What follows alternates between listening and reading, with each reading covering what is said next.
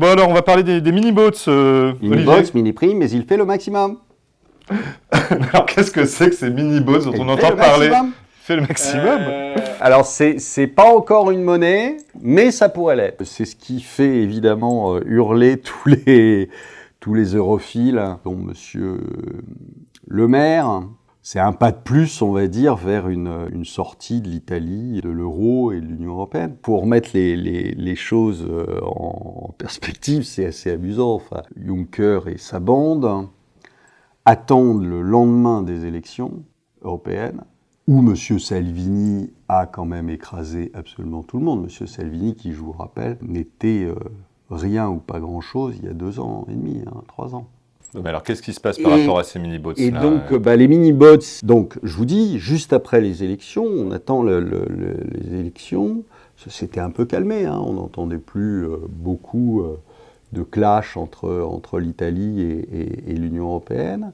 Et puis, juste après les élections, l'Union européenne disent qu'ils lancent une action pour mettre des pénalités à l'Italie qui était en train de dépasser le déficit budgétaire qui était fixé. Oui, c'est ça. En fait, ils accroissent, ils ont décidé d'accroître leur budget, leur politique de relance.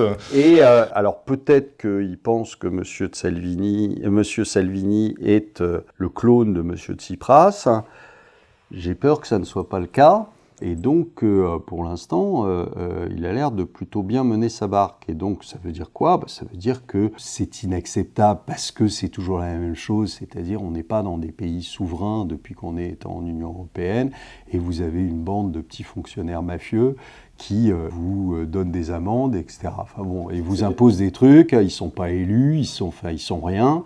Et donc, visiblement, Salvini, c'est pas à son goût. Ils sortent les mini-bots. Ce qui est quand même assez frappant, c'est que visiblement, ils ont préparé leur coup depuis un moment, parce qu'ils ne le sortent pas comme ça en 2 jours, 3 jours. Donc c'est probablement qu'ils y pensaient depuis un petit moment. Et moi, je suis persuadé, mais depuis le début, même avant les élections, je l'ai écrit, qu'ils se sont aperçus que l'euro était une mauvaise chose pour l'Italie, et ça depuis 20 ans. Qu'ils veuillent en sortir ne m'étonne pas. Alors les mini-bots, au départ, si vous voulez, ça n'est pas une monnaie. Pourquoi ?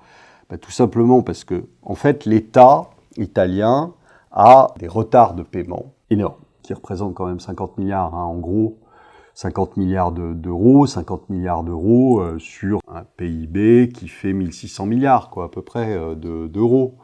1800 milliards. Bon, donc, ça fait quand même un petit peu de pognon. Ces retards de paiement qui sont énormes font que, de l'autre côté, les boîtes italiennes, évidemment, ne payent pas l'État non plus, parce qu'elles disent tu nous dois X, donc moi je te dois X, donc on va faire ça par compensation, on ne paye pas. Alors ils pouvaient pas faire un emprunt classique, parce que ça faisait augmenter leur taux d'emprunt.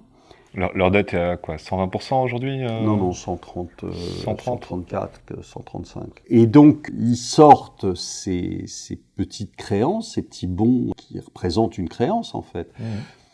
Donc, quelque part, c'est un emprunt. On est bien d'accord. C'est un emprunt, mais sauf que ça rentre pas dans le système emprunt, etc. Donc, ça fait pas augmenter leur dette, mais c'est un emprunt. Et ça va permettre, donc ça va être donné aux sociétés à qui ils doivent de l'argent, et ça va permettre à ces sociétés, en échange, de payer les impôts, de payer les cotisations sociales, de payer ce qu'on doit à l'État. Alors pour l'instant, c'est un espèce de circuit fermé, État-État.